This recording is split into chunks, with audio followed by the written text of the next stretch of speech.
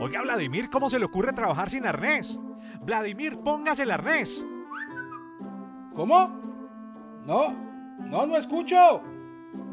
¿Qué? Oiga, papi, ¿qué le pasa? Sin elementos no se puede subir al andamio, le llega a pasar algo y me lo cobran como nuevo. Ah, sí, se me olvidó colocármelo, qué pena. No sea irresponsable y para trabajar quítese esos audífonos. Si va a cantar que sea en la rocola Doña Elvia, tenga cuidado, hombre. Ahora recibir asesoría personalizada en seguridad y salud en el trabajo con un experto es muy fácil. Ingresa a positiva.gov.co/en vivo. Servicio exclusivo para todos los afiliados a Positiva, Compañía de Seguros ARL. Positiva, líder en la transformación digital, aplicada en la gestión de los riesgos laborales. Comprometidos con la prevención. Que esté asegurado en riesgos laborales no significa que sea inmortal. Entendido, jefe. Colombia, potencia de la vida. Muy buenos días para todos nuestros asistentes. Les enviamos un cordial saludo desde Positiva Compañía de Seguros y Positiva Educa.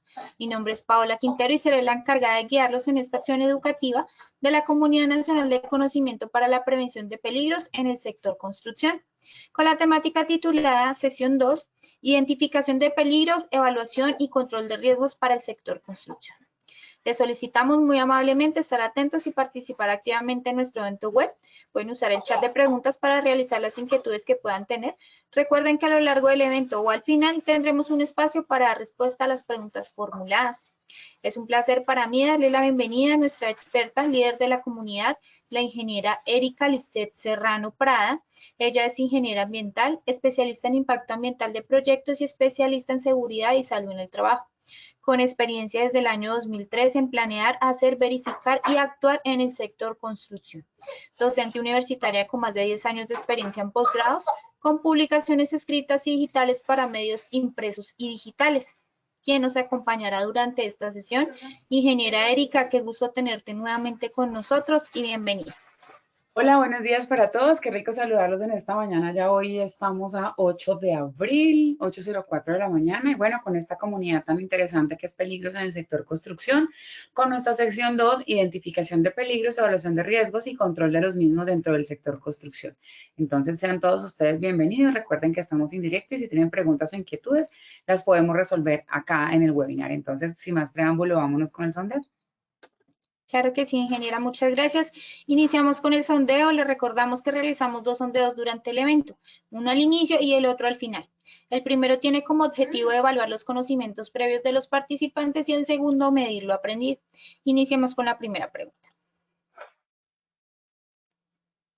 Según el marco legal de seguridad y salud en el trabajo, ¿quién debe firmar una matriz de peligros? A, abogado. B, responsable del sistema de gestión de seguridad y salud en el trabajo. C, no se define. Daremos 15 segundos a nuestros asistentes para que respondan la opción que consideren correcta. Estos son los resultados de la primera pregunta.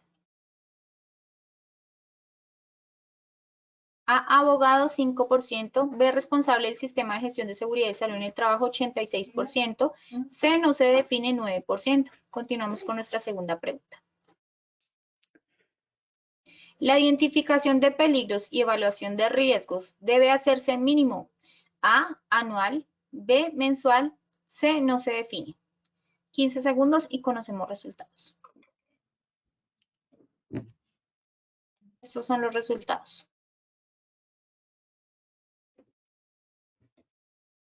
A, anual, 72%. B, mensual, 24%. C, no se define, 3%. Continuamos con nuestra tercera y última pregunta. ¿Cuál es la metodología obligatoria para identificar peligros y evaluar riesgos? A, GTC 45, B, NTC 4116, C, no se define. 15 segundos y conocemos resultados. Hola Paola, buenos días. Qué rico que nos saludes. Sí, también está haciendo mucho frío aquí. Ya nos está saludando. María Marjorie nos saluda desde Manizales. Un saludo para Manizales. Y Jairo Hernán Collazos. Hola Jairo Hernán, ¿cómo vas? Estos son los resultados. A, GTC 45,52%, B, NTC 41,16, 18%, C no se define 30%. Bueno, conociendo así los resultados de este sondeo inicial, le damos el paso a nuestra experta, la ingeniera Erika Serrano. Bueno, muchas gracias, Pau. Y qué frío está haciendo hoy, ¿verdad? Como dice Paola, buenos y fríos días. Bueno, buenos días para todos. Qué rico que nos estén acompañando. Recuerden que estamos en directo y acá tengo el panel de preguntas donde puedo ver qué inquietudes pueden tener y vamos a desarrollarlas en el transcurso de la conferencia. Ya somos 139 asistentes y bueno, ¿qué vamos a hacer el día de hoy? Estamos estrenando presentación para esta comunidad tan interesante. Bueno, vamos a definir criterios prácticos para la identificación de peligros, evaluación y control de los riesgos en el sector construcción, validando qué normatividad vigente hay y cómo puedo estructurar el cumplimiento. Hay una parte final donde vamos a hablar en una de las diapositivas de sanciones, que es como qué pasa si no cumplo con esa estructura legal, pero pues va a ser así como muy cortita por el tema de tiempo, pues, pero vamos a dejarla ahí para las memorias. Bueno, considerando lo que nos atañe en esta mañana, que es identificar ese marco legal de peligros del sector construcción, pues de alguna manera u otra no hay un marco legal que diga los peligros del sector construcción son estos y los vamos a identificar así, se van a evaluar así, se van a controlar así. No, hablamos de un control, de un tema de peligros a nivel general en todo lo que tiene que ver con Colombia, del decreto 1072 y la resolución 0312, que es como el marco legal al que nos acogemos dentro del ejercicio de prevención de accidentes de trabajo y enfermedades laborales, que es el objeto final de estas conferencias y este trabajo que hacemos con Positiva Compañía de Seguros. Entonces, arranquemos con el decreto 1072 del 2015, donde nos habla, aquí en esta conferencia tenemos bastante marco teórico, bastante marco legal, vamos a tratar de hacerlo lo más dinámico posible, pero si tienen dudas o inquietudes, en la presentación que pueden descargar posterior a esta conferencia, quedan las memorias, donde está esta información que estamos relacionando el día de hoy. Entonces, dentro del decreto de 72 nos habla de peligros y riesgos. Vamos a mirar efectivamente o específicamente qué nos pega a nosotros en peligros y riesgos y vamos a aterrizarlo un poco al sector construcción, que es nuestra comunidad del día de hoy. Entonces, habla de los objetivos de una política y los objetivos de la política está la identificación de peligros y valoración de riesgos, así como establecer los controles. Es decir, desde la misma política como tal, la empresa debe definir la identificación de peligros, evaluación de riesgos y los controles de los mismos. Ahora, si nos vamos al 22468, habla de unas obligaciones de los empleadores como tal y habla en dos numerales de puntos interesantes que es gestión de peligros y riesgos y capacitación en peligros y riesgos. Entonces, es importante destacar que el decreto de 72 encomia al empleador a que identifique peligros, evalúe los riesgos y establezca controles. Y dentro de esos controles, de sus obligaciones está capacitar al personal sobre esos peligros y riesgos que tiene establecidos. También habla dentro de la parte de capacitación, tener un programa de capacitación asociado a esos peligros y a esos riesgos. Y habla también de documentar y mantener actualizada la información aquí en cuanto a peligros y riesgos. Aquí tenemos una pregunta y era la pregunta que hacíamos en cada cuánto se debe actualizar esta matriz de peligros como tal y habla, de acuerdo a lo que dice el artículo 224.612, que debe ser anual. Efectivamente, el 72% contestó que anualmente. Entonces, ahora, hay empresas o personas que me dicen, no, Erika, es que a mí me parece que lo debemos actualizar cada 3 meses, cada mes. Ojo con esto. La norma habla de que mínimo debe ser una vez al año. O sea, el mínimo, no puedes decir, no, es que yo lo voy a hacer cada 5 años. No, porque estarías incumpliendo la norma. Pero si tú quieres colocar mínimo cada 6 meses en tu empresa, bienvenido sea. Ahora, que es importante que tengas en cuenta. No, tuve un accidente, se murieron 10 trabajadores y tengo que esperar 6 meses porque apenas van 6 meses y entonces hasta dentro de 6 meses se cumple el año para actualizar la matriz. No. Lo que la norma también encomia o determina es que se debe hacer una actualización considerando que haya pasado un accidente grave o mortal dentro del contexto. Es un tema obligatorio. Mi recomendación, cuando tengas un accidente de trabajo, independientemente que sea grave o no, revisa, porque si hay un accidente es porque se materializó un riesgo, lo que implica que tu control o tus controles no fueron efectivos porque dio lugar a un accidente. Entonces, mi recomendación es que la revises y valides si se debe o no actualizar cada vez que tengas un accidente, independientemente de su nivel de gravedad.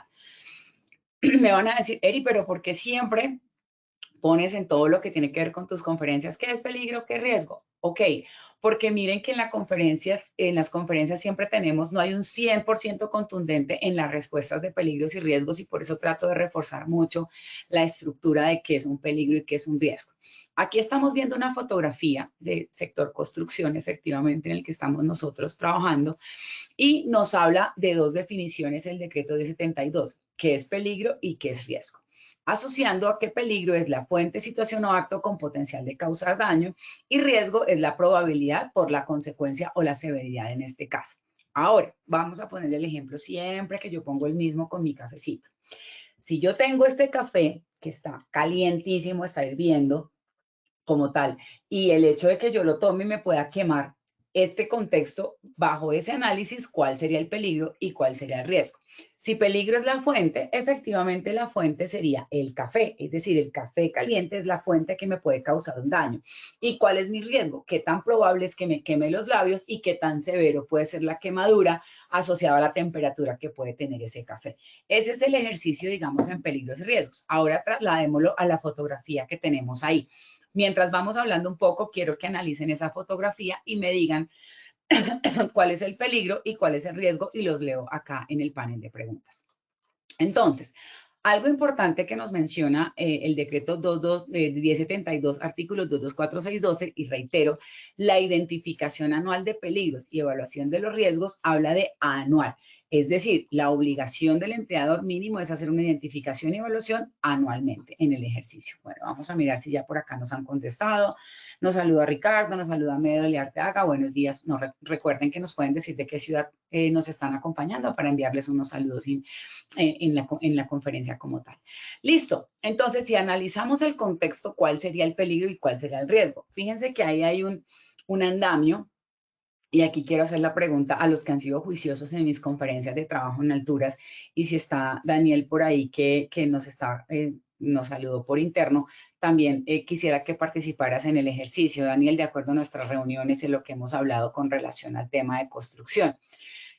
¿Qué es peligro y qué es riesgo en esa fotografía? Y ese peligro y qué riesgo, ¿a qué está asociado? Vamos a analizarlo. Entonces, por acá me dice Erika Martínez, una tocaya. El peligro es la condición del terreno, el riesgo es caída, ¿ok? Lady Viviana Estupiñán, buenos días, profe, desde Boyacá, ¿ok? Desde Soacha nos saluda Yuri y desde Sabana de Torres, Santander, Marvilloana. Muchos saludos a ustedes allá, los que nos están viendo desde Sabana de Torres. Ok, muchas gracias por participar. Por acá me dice Héctor Ortega, peligro, el andamio mal instalado, riesgo, caída en distintos niveles.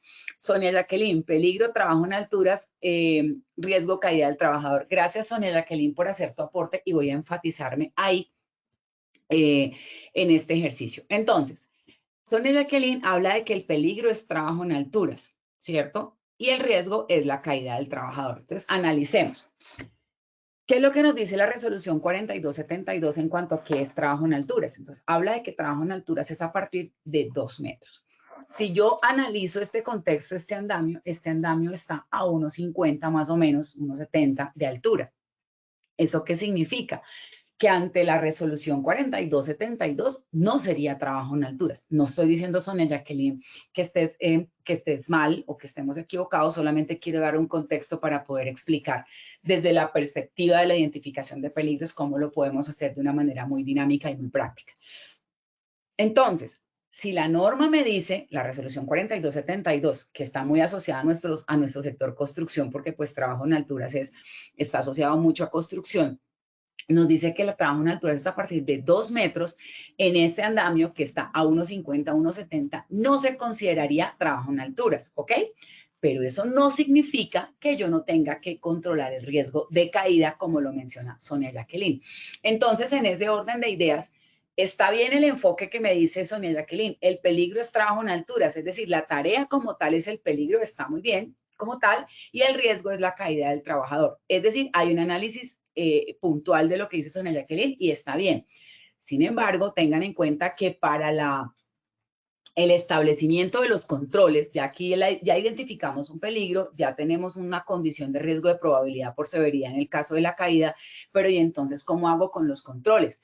acá hay algo interesante. Como no me aplica el decreto 4272 porque no sería trabajo en alturas, porque no estoy a más de 2 metros, entonces los controles no estarían asociados a la jerarquía de controles de la 4272, sino a una jerarquía de controles dentro del control de peligros y riesgos normal, no como tarea de alto riesgo. Espero haberme hecho entender y que puedan, si tienen más dudas, las vamos a resolver, pero quería que lo enfatizáramos un poco. Siguiendo con el marco normativo, bueno, en el artículo 24615 nos habla de aplicar una metodología. Miren que acá hay una pregunta interesante y era la metodología, que era la pregunta 3, miren esto, la pregunta número 3. Dice, ¿cuál es la metodología obligatoria? Y me contestó solo el 30% que no define. El resto decía que GTC 45, que 4116. Tienen claras las metodologías existentes, me parece súper, pero no tenemos claro la obligatoriedad. Si ustedes se fijan en este artículo, que es el 224615, habla del empleador o contratante debe, cuando hablamos de debe, es una obligación, aplicar una metodología sistemática, con alcance en los procesos, actividades rutinarias y no rutinarias, máquinas, equipos y todos los centros de trabajo y todos los trabajadores independientemente de su forma de contratación y vinculación. Que le permita ¿qué? Identificar peligros, evaluar los riesgos con el fin de establecer controles necesarios. Pare de contar. En ninguna parte de esta estructura que estamos viendo dice la metodología obligatoria es la GTC 45 o es la NTC 4116 o es la metodología de ITCH o es la metodología de RICS. No lo dice. Entonces es importante que tengamos en cuenta que no se define cuál es la metodología obligatoria. Define la obligatoriedad de establecer una metodología, pero no obliga a establecer una metodología específica. Entonces, en el sondeo final, la respuesta debe ser C, no define, ¿ok? Listo, sigamos. ¿Qué también nos dice el decreto 1072? En este escenario habla de todos los niveles de la empresa, documentada de manera anual como mínimo, lo que les mencionaba ahora, y aquí hay un punto importante de obligatoriedad. ¿Cuándo la debo actualizar? Además de anual. Cuando ocurra un accidente de trabajo mortal o un evento catastrófico en la empresa o cuando se presenten cambios en procesos, instalaciones, en la maquinaria y equipos. Aquí voy a hacer un paréntesis para dos vías. Mire que habla de accidente de trabajo mortal o un evento catastrófico. Si tengo un accidente de trabajo mortal, la ley me obliga a actualizar mi matriz de peligros, ¿ok? Y me dice que si yo tengo cambios en los procesos, instalaciones en la maquinaria. Esto está muy asociado a lo que dice el decreto 1072 en gestión del cambio. Cuando yo tengo impacto sobre la gestión del cambio, también tengo que hacer una actualización de la matriz de peligros. En ese orden de ideas, la recomendación de la experta que está acá con ustedes el día de hoy es: cumplamos el marco legal actualizando cada vez que haya un accidente de trabajo mortal o un evento catastrófico o cuando me impacte la gestión del cambio. Pero recomiendo revisar la matriz cuando tengas un accidente, independientemente de la severidad que éste tenga. ¿Por qué? Porque esto te puede llegar a prevenir, establecer mejores controles para prevenir ese accidente de trabajo grave o mortal. Es mi recomendación. Puede que tú digas, la revisé, pero no vi necesidad de actualizarla porque el accidente fue leve. Ok, pero date la vuelta por la matriz, revisa, analiza un poco. Oiga, yo estoy colocando acá en la fotografía que veíamos ahorita, capacitación, EPP y pausa activa. Pero es que si se llega a caer de ahí, no le aplica alturas para darle priorización, pero si tengo una condición de diferente nivel, lo puedo catalogar como un peligro locativo y establecer controles asociados a nivelar el terreno, estabilizar el andamio para que no tenga una condición locativa de inestabilidad regular en el terreno, colocar una mejor condición de pronto de la ropa o de los accesorios del trabajador, dotación para que no se le vaya a enganchar de pronto el andamio y que genere un tropiezo. Entonces es importante que si tienes un accidente, hagas una revisión de tu matriz a ver qué puedes mejorar siempre. Acuérdense que los sistemas de gestión siempre están en pro de la mejora continua y eso te puede evitar un accidente de trabajo grave o mortal, ¿ok? Bueno, muy bien. Por acá me están preguntando, peligro en una bodega. Por acá me dice Yuri Andrea. Yuri Andrea, ¿en una bodega con escalera de avión debe tener curso de alturas? Yuri, te contesto rápidamente. Si está a más de 2 metros, de acuerdo a lo que dice la resolución 4272, y dependiendo si es una persona que va a hacer actividad, es decir, el autorizado o el ayudante o el coordinador o algo, debe tener su curso de alturas dependiendo del nivel que vaya de trabajo que vaya a hacer como tal.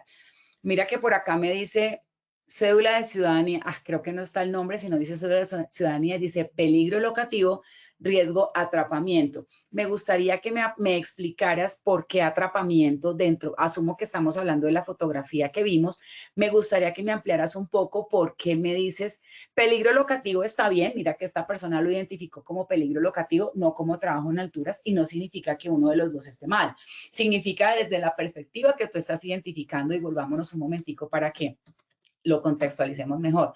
Es decir, esta persona me dice, Erika, a mí no me aplica la 4272, no estoy a más de 2 metros, para mí es locativo. Perfecto, yo lo evaluaría de una manera similar. Pero otro puede pensar, no, yo lo voy a evaluar como peligro de trabajo en alturas, a alturas menores de 2 metros. También está bien, porque es la perspectiva desde la que tú estés evaluando esa condición. Ahora, recuerda que la norma te obliga a que la evaluación de identificación de peligros y evaluación de riesgos debe ser con todos los niveles de la organización. Eso significa que, por ejemplo, yo sola acá sentada, ay, eso será locativo, eso será mecánico, eso será atrapamiento, como me decía acá el compañero que nos aporta, ¿eso qué será? Bueno, pues para eso hay un equipo de todos los niveles de la empresa para que aporten y puedan tomar una decisión. O lo pueden evaluar en los dos contextos. Oiga, yo lo voy a evaluar como locativo por superficies y áreas de trabajo y orden y aseo. Y también lo voy a evaluar como peligro de alturas por caída de distinto nivel, así esté a menos de 2 metros, para evitar golpes, contusiones, etcétera. Entonces, estaría bien. Lo importante es que haya un consenso en el ejercicio. Entonces, me gustaría que me aclararas por qué atrapamiento en el ejercicio que me estamos viendo. ¿Listo? Bueno, muchas gracias.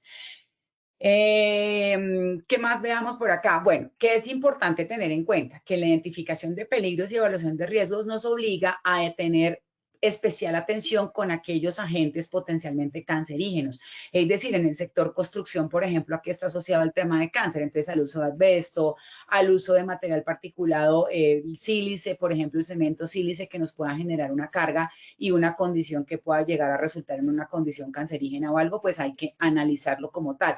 Y eso estaría asociado a las mediciones ambientales en cuanto a la carga de material particulado, mediciones ambientales y ocupacionales en cuanto a la carga de material particulado. Ahí había una discusión alguna vez con una interventoría y decía, no, es que esto es cancerígeno, el sílice puede llegar a generar un cáncer y hay que hacerle el programa de vigilancia epidemiológica por el tema. Entonces decíamos, ok, puede que tengas un enfoque, pero hay que analizar la dosis, la exposición, el área, bueno, muchos factores para determinar que le pueda llegar a causar cáncer a esa persona por exposición a sílice desde el contexto de estar usando cemento para mezclar. Entonces hay que analizar la evaluación de riesgos como tal, pero aquí lo identificamos más a lo que tiene que ver con sustancias cancerígenas asociadas a las actividades de alto riesgo, por ejemplo.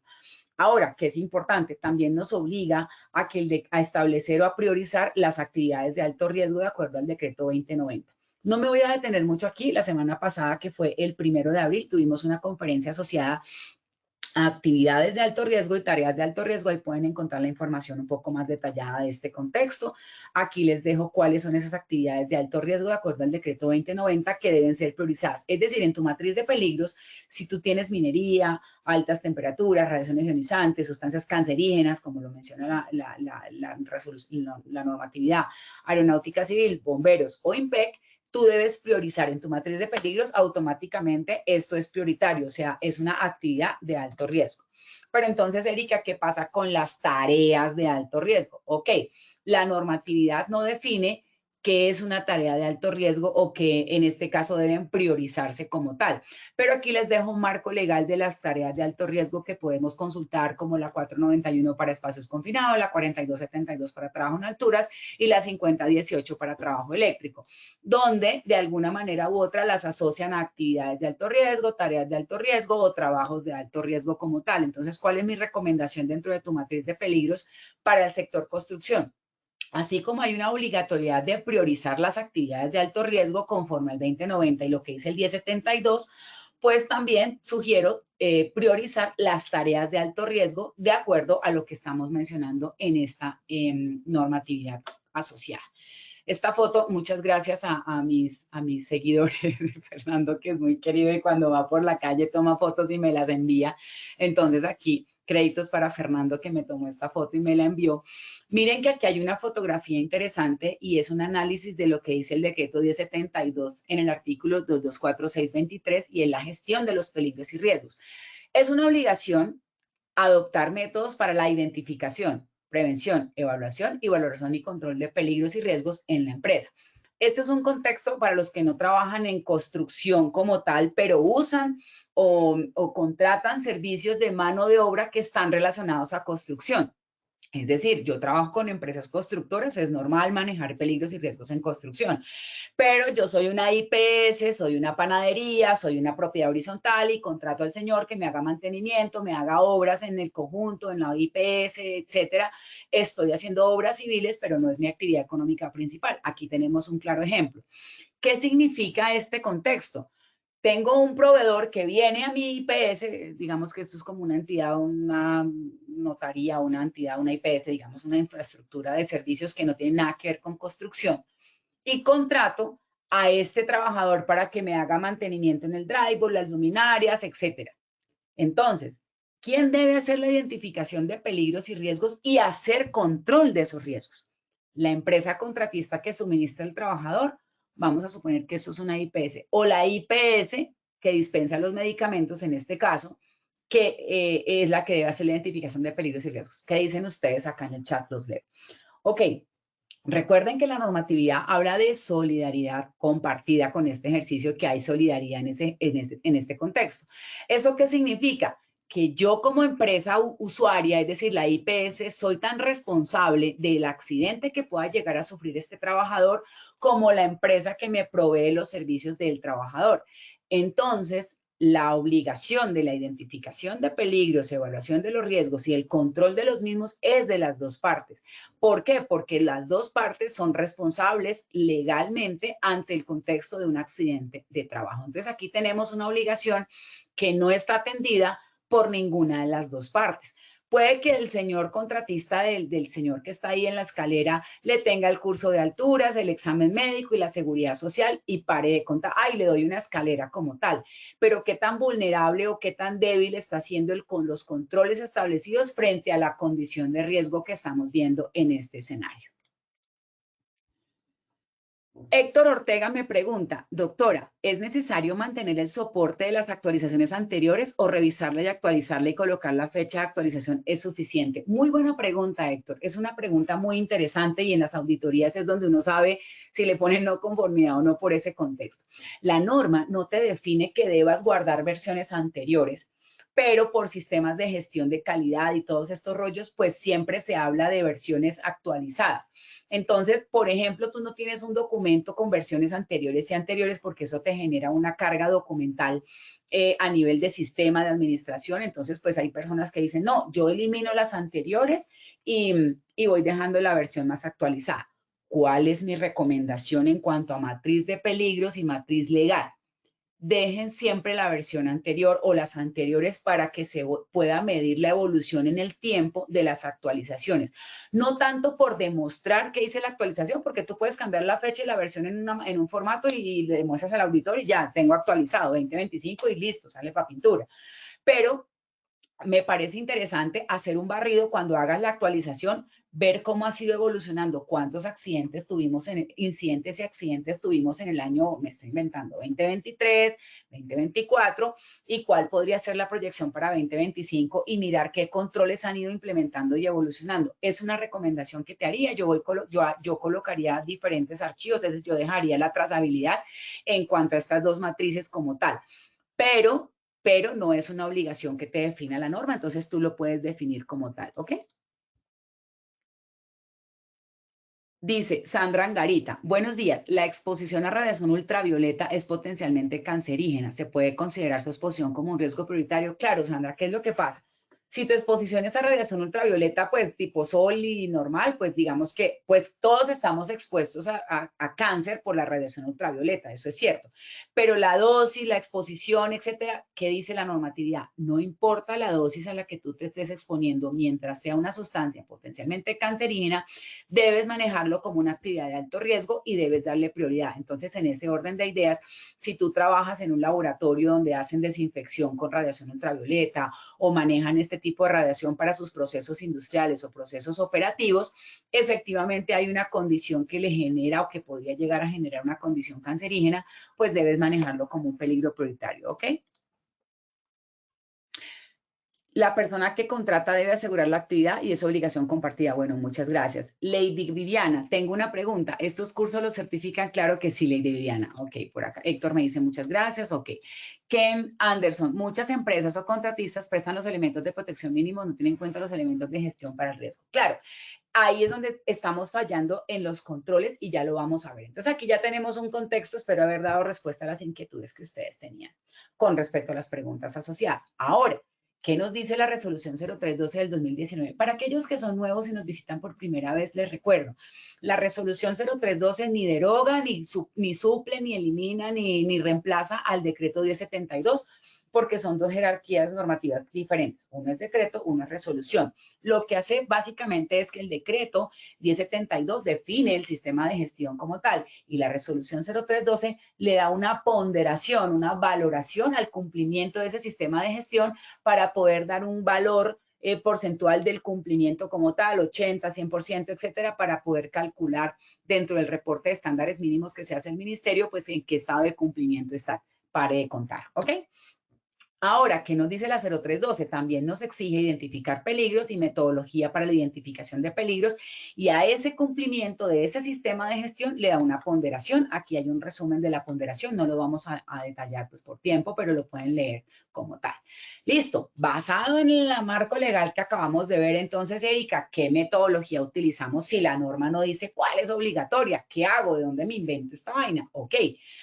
Lo que nosotros hacemos o lo que recomendamos es utilizar las metodologías que están disponibles y que son las más utilizadas porque son las que generan como una, ¿cómo lo diría yo? Como una similitud entre los sectores y una similitud entre procesos. En este caso, la que se utiliza en Colombia la mayoría de las veces es la guía técnica colombiana, es decir, la GTC 45 que está actualmente en su versión 2 y que pues es una guía que nos ayuda mucho y se alinea con la estructura que nos pide el decreto 1072 en cuanto a identificación de peligros, evaluación de riesgos y jerarquía de controles. Entonces, ¿qué nos dice esta metodología? Identifique proceso, actividad y tarea para los peligros por proceso, actividad y tarea. Me preguntaban en una conferencia anterior, Erika, ¿qué diferencia hay entre proceso, actividad y tarea? Bueno, ahí hice la tarea muy juiciosa y les dejo el significado de cada cosa para que ustedes lo tengan más claro. Cuando hablamos de proceso, pues hablamos de unas tareas o actividades en conjunto para lograr un fin común. La actividad es un grupo de acciones que persiguen un mismo fin y la tarea es una acción concreta, aislada como tal. Entonces, vamos a hablar de unas fotografías que les voy a mostrar ahorita. Identificamos cuál sería el proceso, actividad y tarea. Sin embargo, aquí les dejo un contexto. Proceso, construcción, que es nuestro sector o nuestra comunidad. La actividad, vamos a hablar de estructura, todo lo que es el armado de estructura en concreto. Y la tarea sería trabajo en alturas. Erika, pero para hacer trabajo en alturas yo tengo unas subtareas, por decirlo así. Entonces, ¿qué hago? Bueno, digamos que puedes identificar el peligro por la tarea, en este caso trabajo en alturas, pero puedes hacer tu ATS o análisis de riesgo por oficio, el famoso ARO, para hacer ese análisis de riesgo específico por esas subtareas como tal, para que llegues a un control más específico. Pero en la matriz de peligro lo puedes dejar acá como tarea trabajo en alturas y en tu ATS lo puedes manejar como subtareas para que hagas un control más puntual y efectivo in situ como tal. Aquí tenemos la clasificación de peligros que nos da la GTC 45, biológico, físico, químico, psicosocial, biomecánico, condiciones de seguridad y fenómenos naturales. Voy a hacer una pregunta muy sencilla y al final la resolvemos. ¿Me acuerdan, por favor? Entonces, vamos a hacer un ejercicio sencillo. Si yo tengo como peligro mecánico la proyección de partículas, digamos que la partícula, estoy cortando punca en el ojo, tengo proyección de partículas, estaríamos asociados a un peligro mecánico como tal, etcétera, dentro del ejercicio, ¿cierto? Pero si yo estoy trasvasando una sustancia química como tal y la sustancia química salpica y me entra en el ojo, ¿seguiría siendo mecánico o sería químico? Porque es una pregunta muy interesante para hacer el análisis y les quiero poner un poquito aquí a debatir en el contexto. Entonces, después de que identificamos estos peligros, quisiera que me dieran el espacio para aclarar. Son conferencias de 40, 50 minutos, no tenemos el tiempo para analizar cada uno, pero pues en las memorias pueden revisar y si tienen dudas, pues las trataremos de consultar. Trataremos de desglosar lo más que podamos, pero por tiempo es complicado analizar cada contexto de los peligros para el sector construcción. Entonces aquí les hago un barrido de lo que nos dice nuestra GTC 45. Aquí tenemos un ejemplo que lo traíamos de la comunidad de tareas de alto riesgo de trabajo en alturas, que era asociado a la pregunta inicial. Aquí yo tengo dentro de mi matriz de peligros o dentro de mi identificación de peligros algo que se llama condiciones de seguridad, que está asociado a trabajo en alturas y locativo, ¿ok? Entonces, voy a evaluar el riesgo acá, voy a identificar peligro y evaluar riesgo. ¿Cómo lo identifico? ¿Como alturas o como locativo? Cualquiera de esas dos fotografías. Entonces, para no darle más vueltas al tema, es importante que tengan en cuenta la perspectiva del análisis de identificación de peligros y la evaluación de riesgos. Si yo no estoy a 2 metros de altura, no me aplica la 4272, o sea que no lo clasificaría como trabajo en alturas bajo lo que dice la norma en definición de trabajo en alturas. Pero no significa que no tenga que hacer un control de riesgos de la caída que sufra el trabajador, independientemente que sea a menos de 2 metros de altura. Entonces volvemos a la parte inicial que hablábamos con Saray, creo que es nuestra Sonia Jacqueline, creo que es la que nos había hablado ahorita de locativo. Entonces, yo lo evalúo como locativo porque estoy a menos de 2 metros de altura y para mí todo lo que esté a menos de 2 metros de altura no es alturas, entonces locativo. ¿Cómo puede que haya alguien que lo evalúe como peligro en alturas por debajo de 2 metros? No pasa nada, está bien, el enfoque está bien, no hay una verdad absoluta en este contexto, ¿sí? Lo importante es que al identificarlo, se pueda dar la prioridad que se requiera. En este caso se identifica como alturas, pero su prioridad no sería crítica porque no sería tarea de alto riesgo, porque no está a 2 metros, porque no me aplica la resolución 4272. Pero no significa que el trabajador no se pueda caer, fracturar, golpear, caer mal, quedar lesionado, etcétera. Entonces el control hay que establecer. Es para eso que hago este símil de comparación. Sonia Jacqueline está muy activa, me encanta. Me dice Sonia Jacqueline, buenos días, ingeniera, peligro químico. Cédula de ciudadanía, no es que no sé el nombre, pero bueno, cédula de ciudadanía me dice químico, muy bien. Diana Marcela me dice químico, muy bien. El hecho de que haya una proyección de partícula física, un elemento tangible, físico, sólido, por decirlo así, generaría una condición de peligro mecánico por proyección de partículas. Pero la proyección, en este caso la salpicadura, no proyección para que no se confunda, la salpicadura de una sustancia química, es decir, algo que sea en estado líquido o acuoso, que ingrese al ojo, ya lo consideraríamos como peligro químico, como tal. ¿Por qué? Porque estamos hablando de sustancia química, claro, pues estamos hablando de sustancia química, pero también porque está ingresando por una de las vías de absorción que tiene que ver con peligro químico, que son las mucosas, la piel o la vía respiratoria o digestiva. Gracias. Entonces hay que tener en cuenta, esos son los pequeños detalles que tenemos que tener en cuenta cuando hacemos la identificación de, no, proyección de partículas, que se ponga unas gafas, ok, pero es que el sólido proyecta de una parábola diferente a lo que puede entrar una salpicadura de una sustancia química o acuosa. Entonces, la gota sí puede entrar por acá y puede entrarle. En cambio, si la partícula entra, golpea y rebota. La sustancia química no, entra y resbala y cae. Entonces, de pronto, las gafas no son la protección adecuada. Claro, funciona, pero no sería la adecuada para la sustancia química. Entonces, mejor un perfil completo, ¿sí? Una protección facial full face completa. Eso dependerá del análisis que tú hagas, pero quería hacer ese paréntesis porque en construcción tenemos obviamente mucha condición.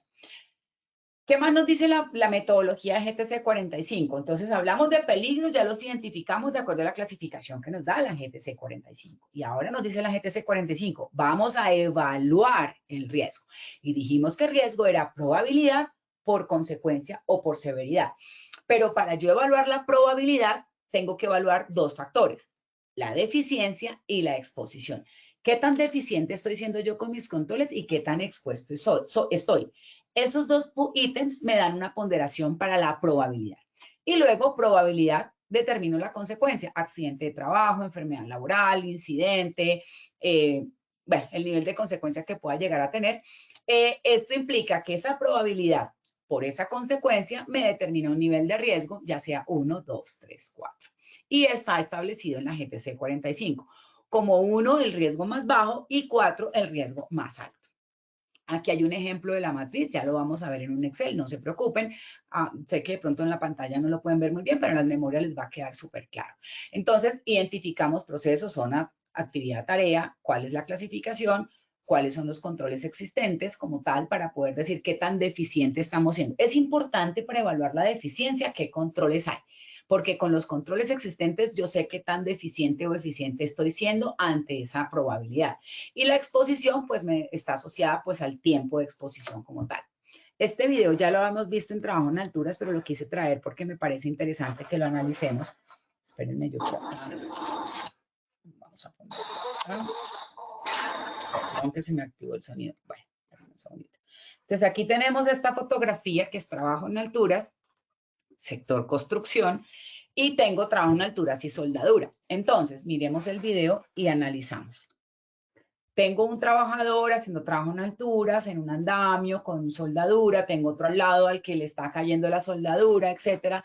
Y tengo este video donde el trabajador está haciendo una conexión a la misma estructura con una eslinga de detención de caídas, utilizándola como conector para tipo tie-off, para conectarse. Entonces ahí tenemos una condición donde hay unos controles. Fíjense que esto es muy interesante y quiero detenerme acá. Controles, claro que hay, los estamos viendo, pero ¿qué tan eficientes son los controles frente a la probabilidad y frente a la consecuencia? Entonces, de verdad, esta conferencia es muy interesante, es muy extensa, es muy densa. Voy a tratar de resumirla lo que más pueda, pero vamos a seguir desarrollando en la comunidad del ejercicio. Entonces, ¿qué tan probable es que el trabajador tenga un accidente con la deficiencia y la exposición que tenemos? Y de ahí sacamos esa condición de riesgo. Aquí están las tablas, que es información que podemos obtener de la GTC 45, si es medio, si es alto, si es bajo. No me voy a detener ahí, pues porque obviamente no nos da el tiempo, pero quiero hacer el análisis en el Excel que les tenía prometido para el día de hoy. Entonces voy a abrir el archivo acá que dice taller y si el archivo me abre, gracias. Entonces, listo. Entonces tengo aquí mi Excel. Entonces vamos con el ejercicio. Proceso, dijimos que era construcción. La zona, bueno, digamos que urbana en la obra. La actividad dijimos que era estructura y tenemos una estructura metálica asociada al ejercicio de las fotografías, de los videos que estábamos viendo. Y la tarea sería trabajo en alturas, ¿ok? ¿Tengo es rutinaria? Claro que sí, porque pues es el ejercicio que hacen ellos como tal. Diferente a un señor que sea el todero del condominio y de vez en cuando sube a revisar una luminaria. Para él no sería rutinaria. En el caso de construcción, pues es una tarea rutinaria como tal. La descripción sería caída en alturas como tal y en la clasificación de seguridad. Efectos posibles, fracturas, golpes, contusiones, muerte. ¿Por qué la muerte? Porque las tareas de alto riesgo siempre están asociadas o su mayor consecuencia o la consecuencia más grave siempre está asociada a la muerte. Entonces, por eso siempre hay que de alguna manera catalogarlo como tal. Y bajo ese contexto damos unos valores a nivel de deficiencia. ¿Qué tan deficientes están? Oiga, ellos tienen un andamio, tienen una plataforma y el señor está conectado. Ok, no están tan deficientes porque el control no es nulo.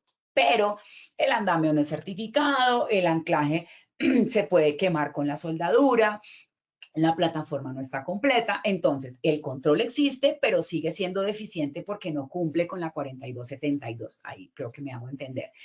Listo, y la exposición, pues si es diaria, continua, etcétera, etcétera. Eso me da una probabilidad. Ahora, ¿qué pasa con la consecuencia? De acuerdo a la tabla, mi recomendación en construcción, porque somos riesgo 5, que implica el riesgo más alto, lo que esté asociado a tareas de alto riesgo, como alturas, confinados, eléctricos, temas de proyectos mayores, programa de sustancias químicas asociadas por accidentes mayores y trabajo en caliente, siempre la consecuencia debemos valorarla o catalogarla como muerte. ¿Por qué? Porque es donde tenemos el evento más catastrófico como tal. ¿Eso qué significa? Que si yo multiplico probabilidad por consecuencia, en el caso del video que estábamos viendo, nos da un nivel de riesgo de 800. Y si yo me voy a la presentación, dentro del ejercicio me da 800 como un nivel de consecuencias muy alto o nivel 1, implica una situación crítica, suspender actividades hasta que el riesgo esté bajo control, intervención urgente. ¿Esto qué significa para los controles de acuerdo a la jerarquía de controles que tenemos acá?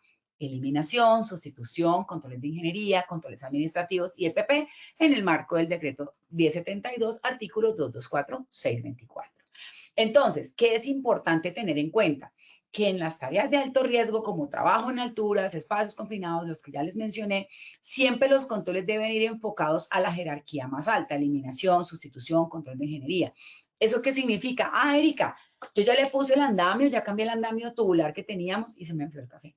Ya no me puedo quemar con este peligro. Entonces, ya puse el andamio, ya no le hago curso de alturas, ya no le pongo anclaje, etcétera. Ojo, no significa que porque hice un control de ingeniería no voy a hacer un control administrativo o un control de EPP. Lo que el estándar de jerarquía me dice es, ojo, alerta, primero elimine, luego sustituya, luego haga control de ingeniería, pero son complementarios entre sí. Me explico. Yo hago sustitución en el caso del video que estábamos viendo. Quito el andamio tubular que no está certificado y pongo el andamio multidireccional que está certificado. Hago una sustitución. Pero eso no significa que no haga control administrativo de permiso de trabajo, ayudante de seguridad, curso de alturas, examen médico. Eso no significa que porque le di el curso de alturas, tiene examen médico y andamio, no tengo que darle el casco, las botas, etcétera. Entonces, bajo este contexto, en la identificación de peligros, evaluación y control de riesgos, se deben tener en cuenta para la jerarquía de controles que hay una jerarquía, exactamente, pero no significa que una anule a la otra, excepto en eliminación. ¿Por qué?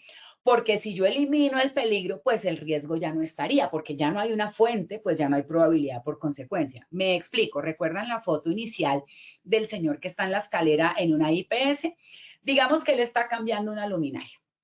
Si en el caso de las luminarias, él utiliza una pértiga desde abajo, baja la luminaria, la cambia abajo, la arregla, lo que sea, y vuelve y la instala, ahí hizo una eliminación del peligro, en este caso trabajo en alturas. Entonces hay otros controles, que el biomecánico, que el psicosocial, claro que sí, pero el que teníamos como prioritario fue eliminado. Entonces pues ahí ya no hago sustitución, ni controles de ingeniería, ni administrativos, porque ya eliminé esa fuente.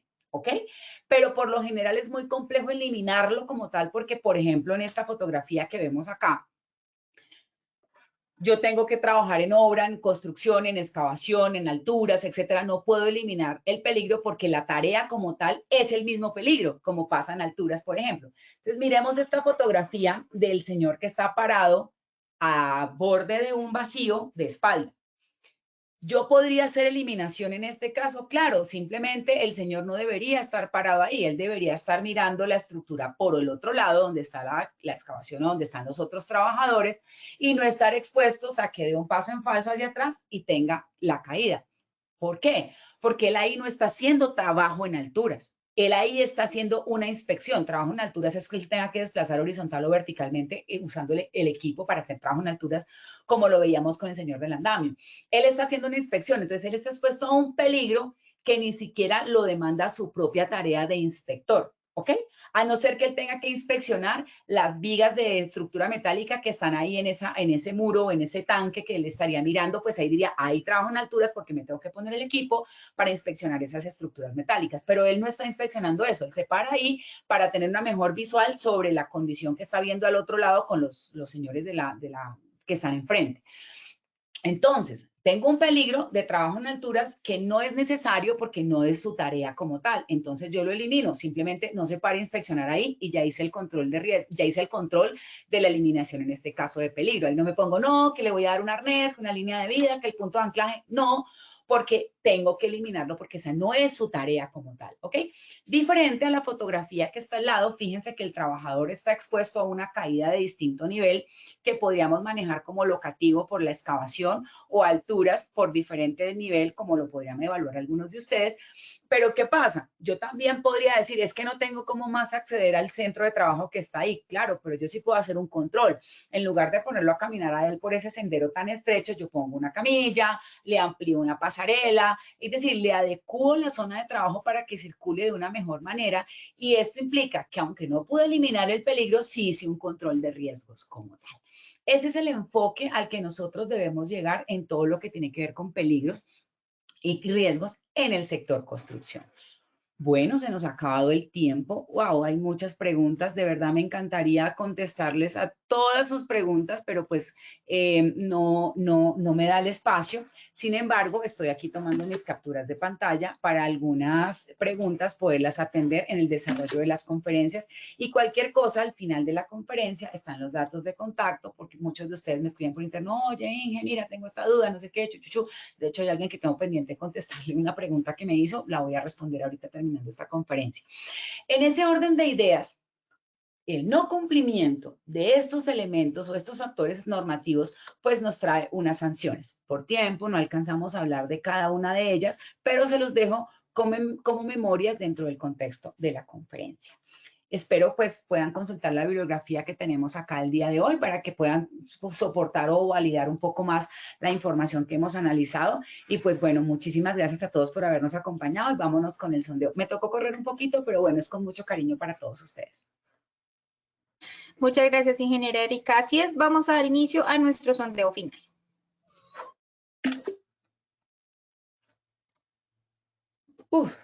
Primera pregunta. Según el marco legal de seguridad y salud en el trabajo, ¿quién debe firmar una matriz de peligros? A, abogado. B, responsable del sistema de gestión de seguridad y salud en el trabajo. C, no se define. Daremos 15 segundos a nuestros asistentes para que respondan la opción que consideren correcta.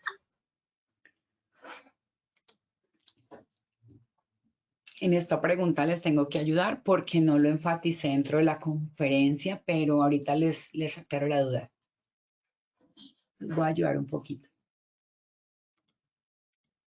Como no sé, la sé. No te preocupes, ya ahorita lo aclaramos. Listo, ingeniera. Estos son los resultados de nuestra primera pregunta. ¿Qué nos dice el público? A, abogado, 3%. B, responsable del sistema de gestión de seguridad y salud en el trabajo, 93%. C, no se define, 4%. Esta primera pregunta, ¿cómo nos fue, ingeniera? Muchas gracias. Bueno, aquí quiero aclarar un poco para complementar lo que se me pasó decirles ahorita en la conferencia y es, la norma no define quién debe firmar la matriz de peligros. La norma define quién debe firmar el sistema de gestión, quién debe firmar las investigaciones de accidentes de trabajo, quién debe firmar la evaluación de estándares como tal o el responsable como tal. Pero específicamente la matriz de peligros debe ir firmada por un abogado o por el responsable del sistema de gestión, no lo define. Realmente la respuesta correcta es C. Sin embargo, dando claridad y apoyando un poco los procesos de ustedes, lo recomendable en el tema de matriz de peligros, asociando lo que dice la norma y es, debe haber participación de todos los niveles de la empresa. La sugerencia es que firme el representante legal y el responsable del sistema de gestión, pero debe haber una acta o un documento soporte de que hubo una reunión, un análisis de ese equipo, de todos los niveles de la empresa, para hacer esa identificación de peligros y evaluación de riesgos que soporte todo lo que está ahí. Entonces, espero haber sido un poquito más clara. La respuesta correcta en este caso es C, pero bueno, quería aclarar un poquito más. Listo, ingeniera. Muchas gracias. Continuamos. Segunda pregunta.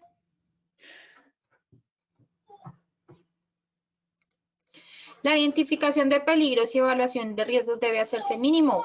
A, anual. B, mensual. C, no se define. 15 segundos y conocemos resultados. Aquí por interno, un saludo para la doctora Mayra Esmeralda Ramos, que me está haciendo bullying aquí, que porque dije sale para pintura. Qué pena. A veces se me pegan los dichos de los trabajadores en las obras, pero es con mucho cariño, mi querida doctora Esmeralda. Gracias por estar pendiente de nuestras conferencias.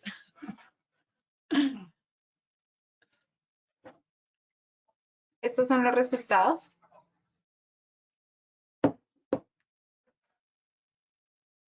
¿Cómo nos fue? A anual 78%, B mensual 17%, C no se define 5%. Esta segunda pregunta, ¿cómo nos fue, ingeniero? Bueno, subimos del 72 al 78, vamos bien, seguiremos trabajando con aquellos que quedaron con duda, pero la norma exige que debe hacerse revisión mínimo una vez al año. El que la quiera hacer mensual, semestral o algo, está en todo su derecho, no hay rollo, mejor que lo haga cada vez, pues si le da el tiempo, pero por marco normativo mínimo una vez al año, o sea que la respuesta correcta es A, anual. Listo, perfecto, ingeniera. Muchas gracias. Tercera y última pregunta. ¿Cuál es la metodología obligatoria para identificar peligros y evaluar riesgos? A, GTC 45, B, NTC 4116 y C, no se define. 15 segundos para conocer los resultados. Por aquí me dice Ricardo Riveros, la jerga. Muchas gracias, Ricardo. Muchas gracias a todos por sus comentarios. Fabiola, profe, no estoy de acuerdo que pongan esos tarros y encima esta tabla. Para mí es un peligro. Claro que sí, Paola, es una condición locativa que se debe mejorar. Para eso hay unos burritos, unas mesitas de trabajo mucho mejor diseñadas y eso daría parte de la jerarquía de controles. Gracias, Fabiola, por tu participación. Listo, ingeniera. Este es el resultado de la tercera pregunta. A, GTC 45, 43%. B, NTC 41, 16, 11%. C, no se define 46%. Esta tercera pregunta, ¿cómo nos fue, ingeniero?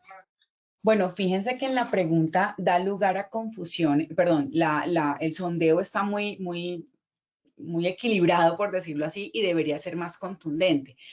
De pronto quiero enfatizar un poco más. La norma no te obliga a tener una metodología específica. Sí te obliga a definir una metodología, punto. Pero no te dice que la obligatoria es A, B, C o D. Es decir, no es obligatorio usar la GTC 45, no es obligatorio utilizar la NTC 4116 ni ninguna otra metodología. Entonces, la norma no define cuál es la metodología que debes usar. En ese orden de ideas, la respuesta correcta sería C, con el 46% que respondieron adecuadamente.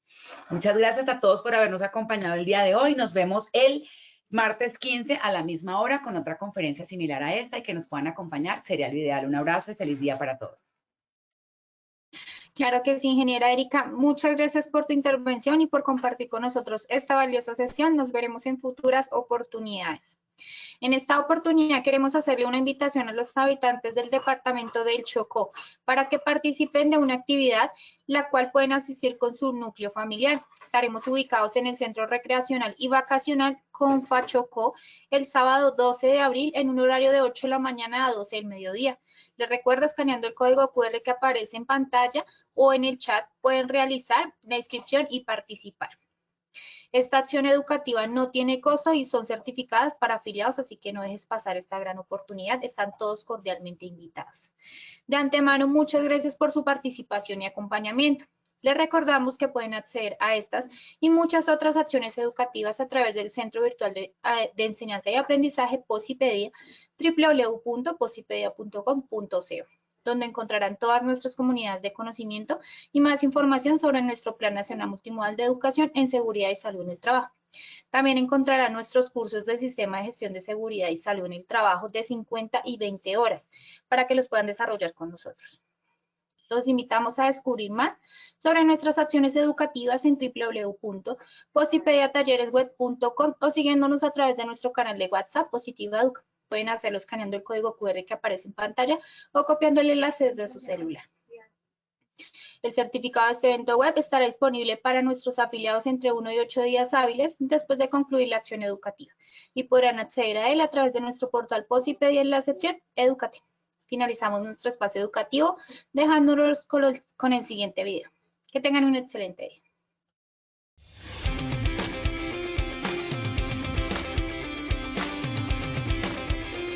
Siempre será un honor estar en estos espacios que como técnicos siempre nos enriquecen. Muchas de las charlas han sido supremamente fructíferas y nos traen conceptos nuevos y nos da un enfoque diferente de la seguridad y salud en el trabajo.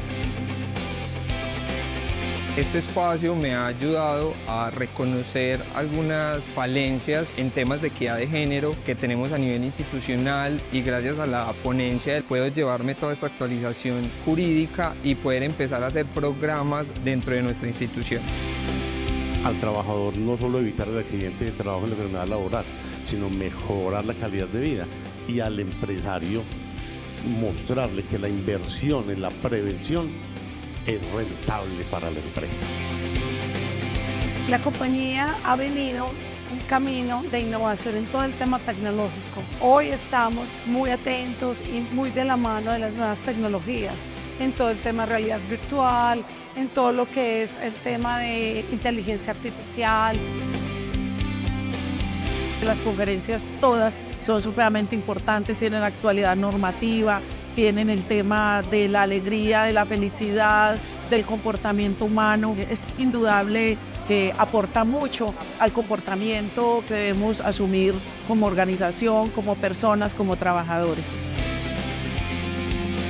Queremos agradecer a la Universidad de Antioquia, a la Sociedad Colombiana en Medicina del Trabajo, la Corporación de Salud Ocupacional y Ambiente, a todas esas instituciones que han venido, que se han convocado y que han dado todo ese soporte institucional para el éxito de este evento Antioquia Más Positiva.